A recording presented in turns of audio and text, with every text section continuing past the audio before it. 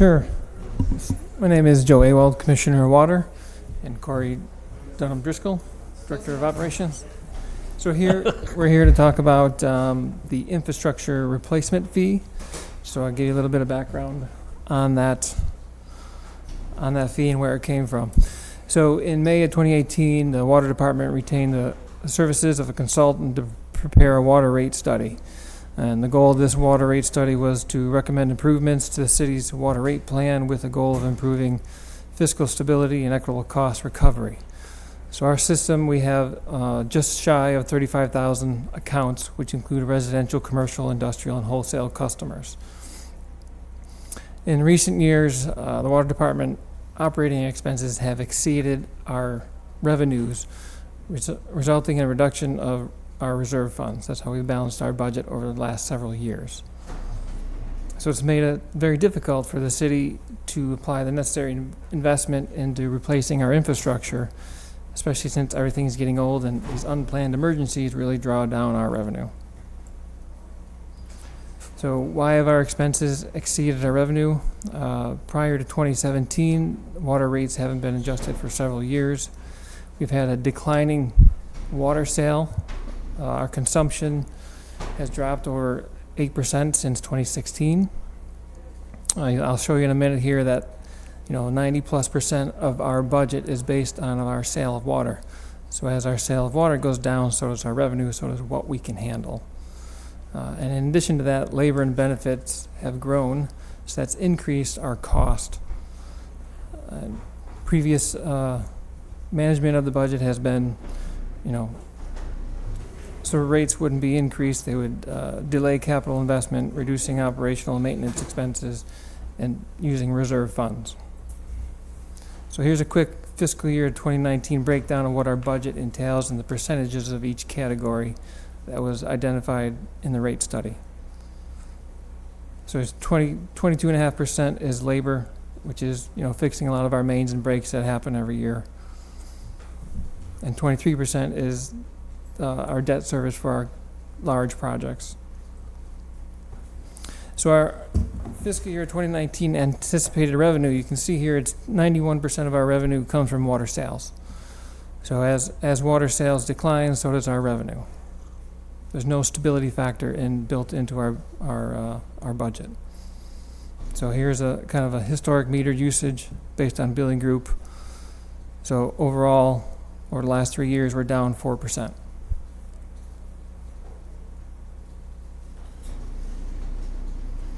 Looking forward in the future,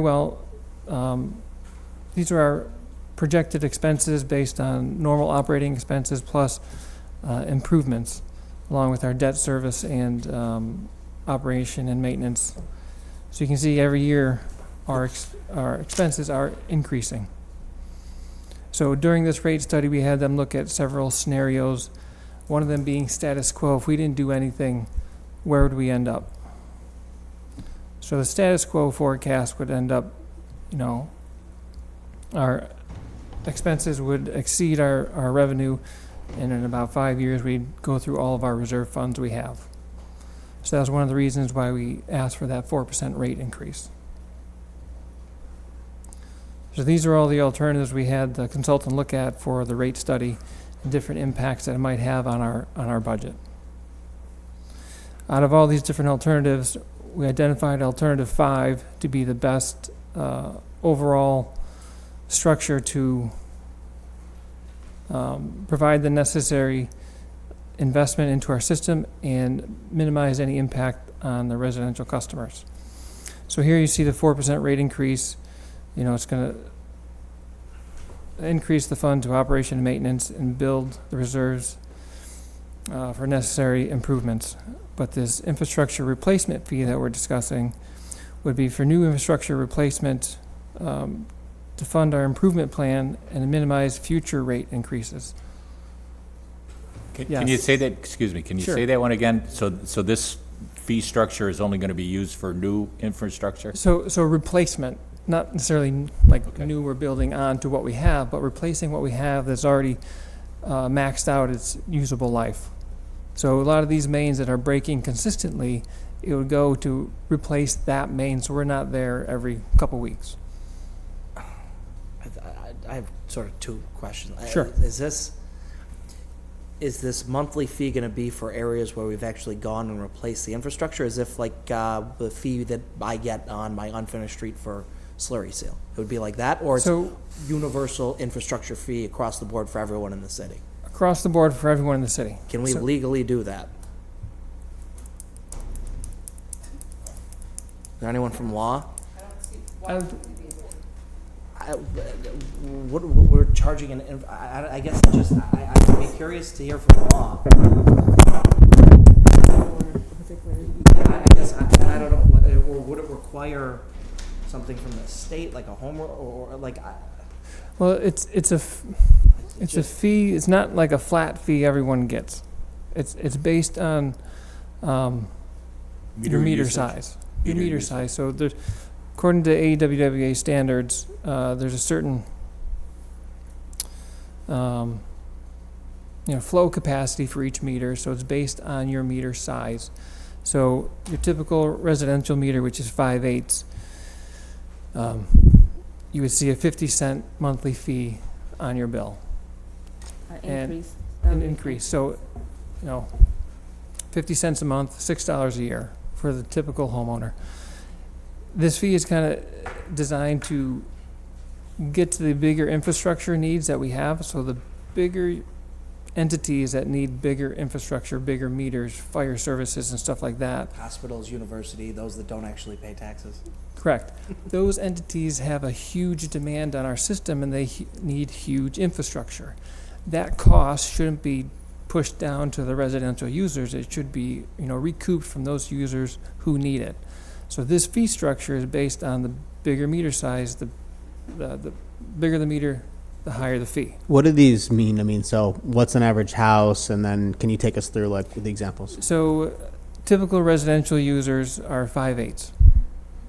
Some of the maybe bigger houses have a 3/4 inch meter, but a lot of the bigger businesses have 3 or 4 or 6. We only have a couple 8 and 10 inch meters in the city. So the bulk of this meter fee would hit, the 4 to 8 inch meter customers. And those are your bigger users, your commercial users, your industrial users. Hospitals Could I are- ask what they're paying now? This fee doesn't exist right now.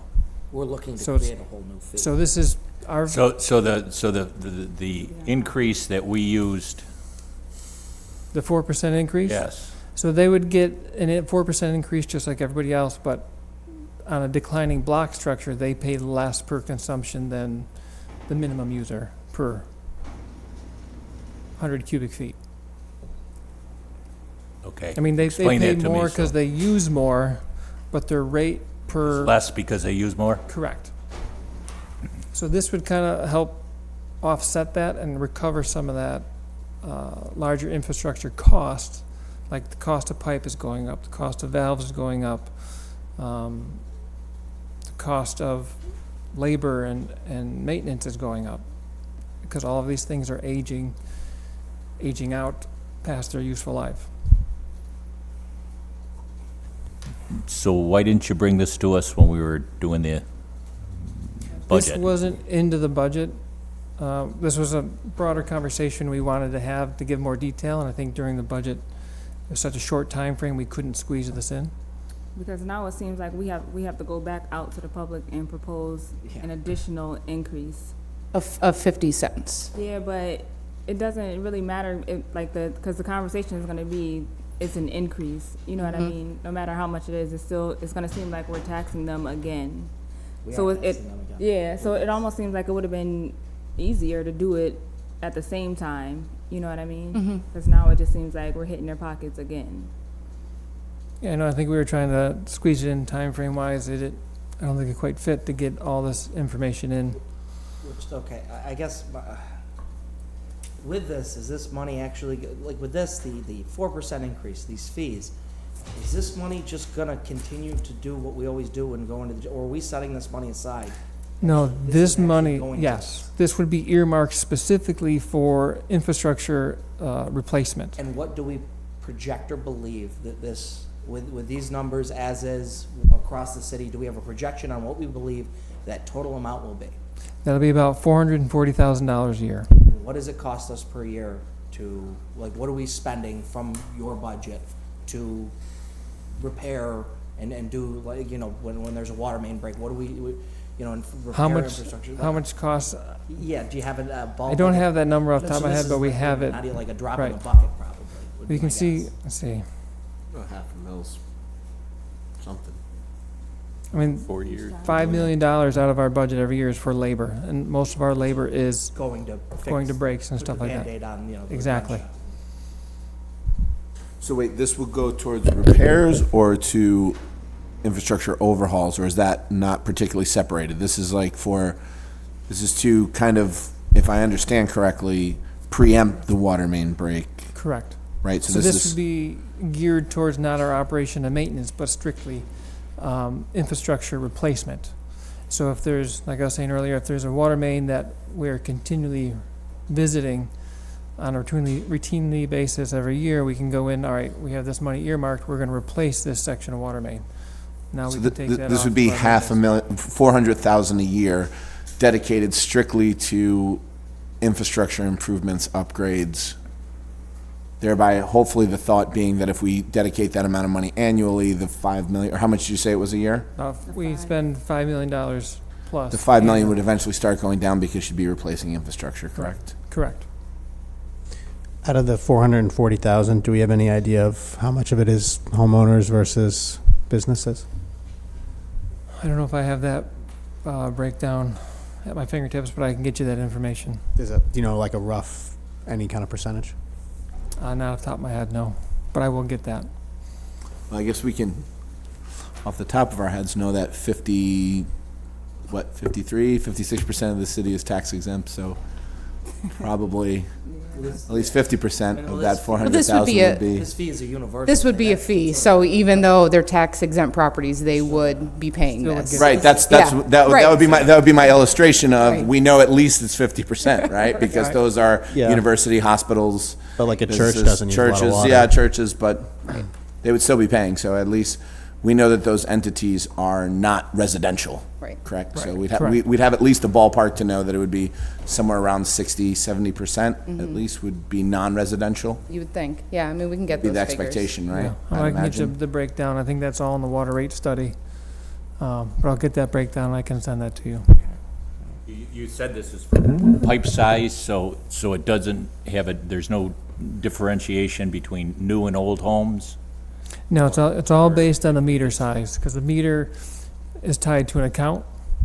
So it's based on the account and the meter size. On the meter size? Yes.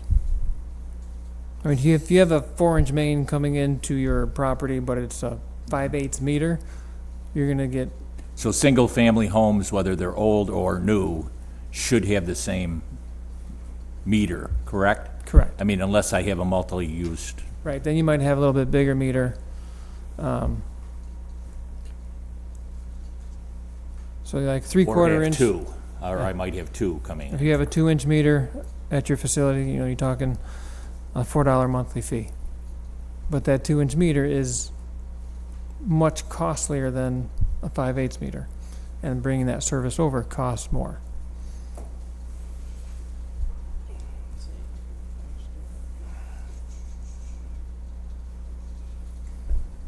Is there more slides, or is that? That's So all the I got. typical- Sorry, on that. So the typical residential is 5/8? Correct. Would that be correct? Yeah. Sorry if I missed that earlier. Made that clear. How much did you use from your budget this year for that, for the purpose that we would be using this? Do you have that? How much did we take out of How much the, do you spend on infrastructure now? yeah? Our improvement plan averages, $2 million a year, which is a fraction of what we need to be spending to be doing replacement. So this would help bolster that improvement plan. My other thought with this is a lot of times an increase in investment from the city can be used to leverage up to county and state partners to show that we prioritize this issue and that we're putting money towards it. So has there been any discussion about reaching out to our state partners or county partners to say, hey, we're looking to put a $500,000 a year more into this. Would you be willing to match or better? Because I think this is a city issue, but, the county has made more sewers, but we're all aware that these huge infrastructure things are a problem that's not just affecting the city. It affects, by affecting the city, it affects the county and it affects the state, and it's everyone's shared responsibility on this. So my hope would be maybe we could initiate a conversation at some point, if it's not already there, that the county and state partners could put up either matching or greater than funds to show that we're making a commitment. Because usually when we bring stuff to the state, they say, well, what are you guys doing? Correct. What's your investment? What's your skin in the game? What are you doing to show that this is a priority for your administration and for the council? So my first thought would be, if we are putting this burden on the taxpayer and saying that this is something that, because I think that, when I first got into office and had the meetings with Aqua, learning about how poor our water infrastructure is and how much water we lose due to the age of the infrastructure, but also realizing that it's like $1 billion or more that needs to be done, correct? I mean, if we're just getting some rough numbers, but if we were to replace everything we have, you're looking at $800 billion. 800 billion. Million. Million. 800 million. Yeah, okay, cool. Yeah, 800 million with an M. So yeah, close to $1 billion, close to $1 billion correct. of that's needed, Right. because all of the infrastructure is rather old, so we need that long term. So I guess that would just be my thought was, we hate to raise taxes, add new taxes to people and hit them in their wallet, but sometimes when you're looking at situations like this, you see no other way around it unless the federal or state governments jump in and offer to pony up a lot of money. So I guess my thought would be, if we're making this ask of the people as the representatives, we'd also like to say, okay, the city's going to make this. Let's talk to all our other partners and see if they will match, and hopefully to a better extent, more than match would be my hope. But So just conversation. we can do that in applying for these grants and stuff like that. Some of these grants require matching funds or a percentage, Right. 25% into the project. So this would help us, get more projects done, put more projects on the books, and maybe get more funding.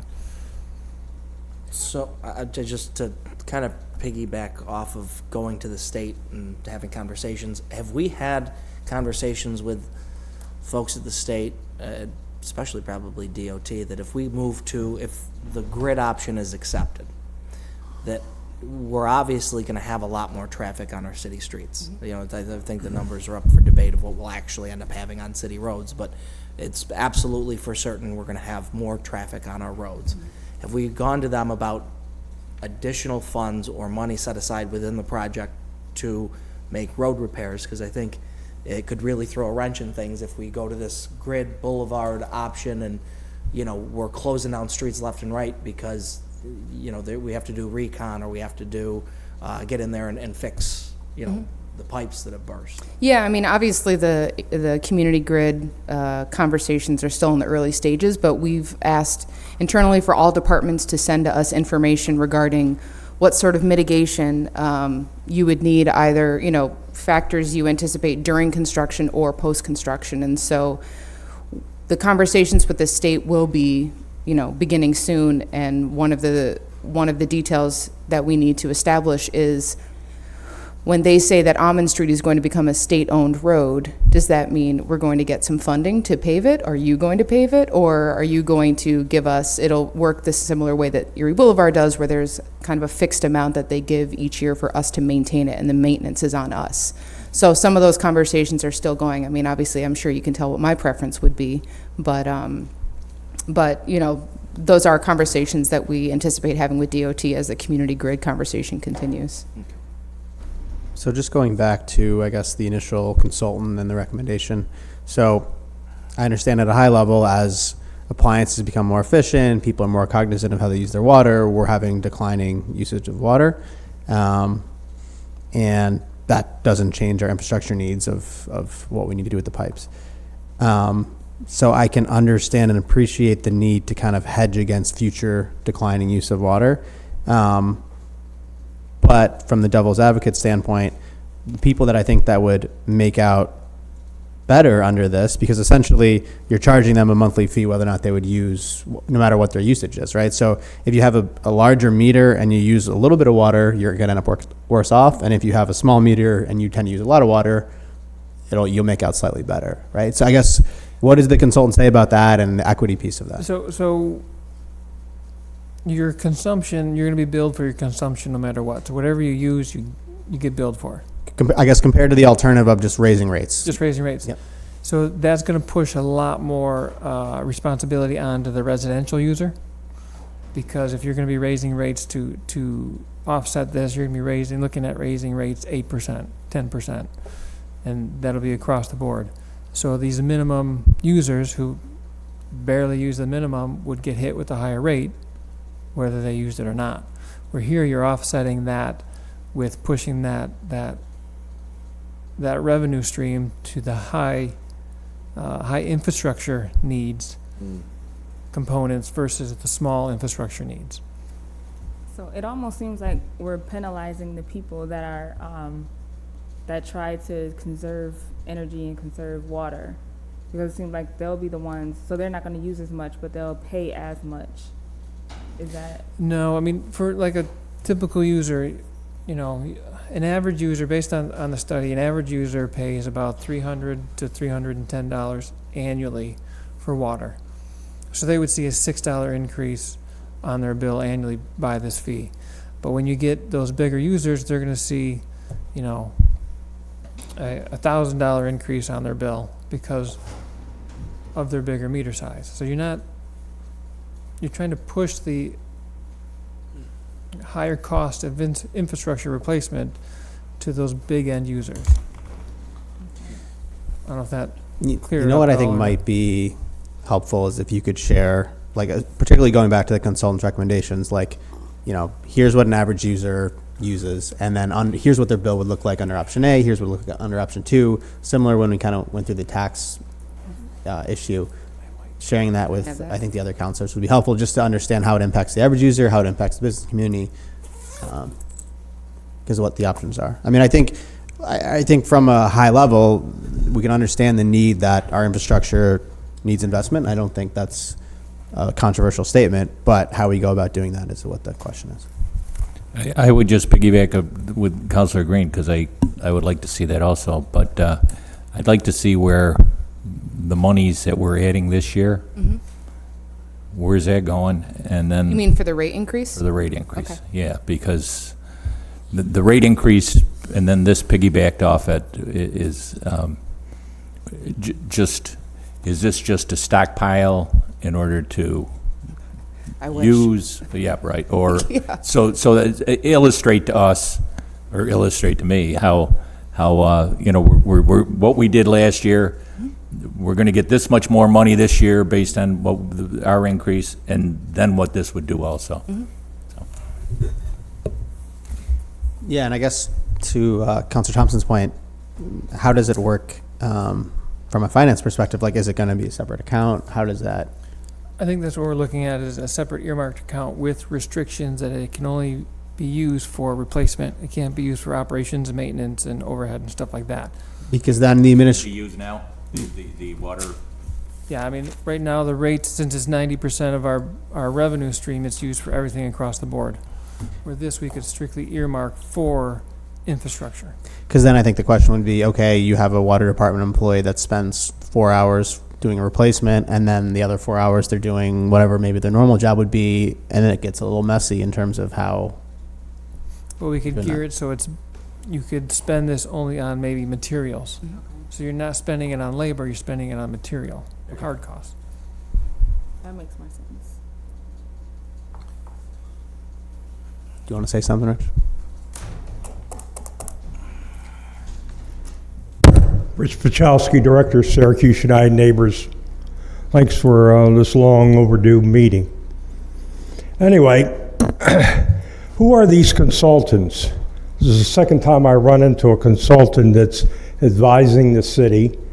What are we paying? Is this approved by the Common Council? That's my question one.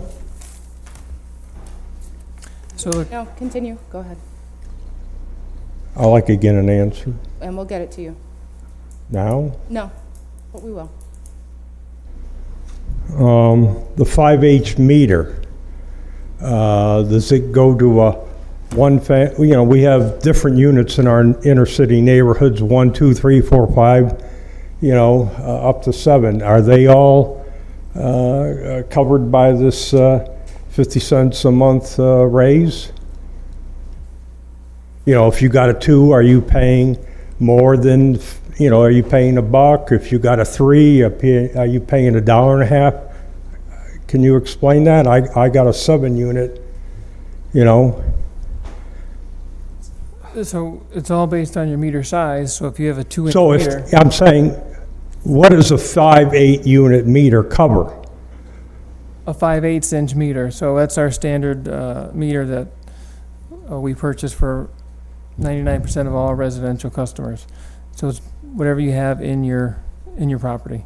But does it cover a 2 unit? Does a 5/8? I don't know, it depends on what your flow is. If you have a high demand, you probably have a bigger meter, so it's all depends on your meter size. An average house that's divided into 2 units would be a 5/8 for Could be. most of It all depends if it, And so a 7 unit apartment unit on Hartson and Hoffler? Would assume it uses more, so they're gonna have a bigger, Bigger and meter. it increases in scale, yeah. right. So is it have a bigger? What would that be I'm- charged? So I guess it all depends on your meter size. I don't know what flow capacity or requirement is needed or is used at these facilities, but as your demand increases for water consumption, you need a bigger meter to flow more water through the meter. So as you have a bigger meter, your fee would increase. All right. Thank you. Any other questions?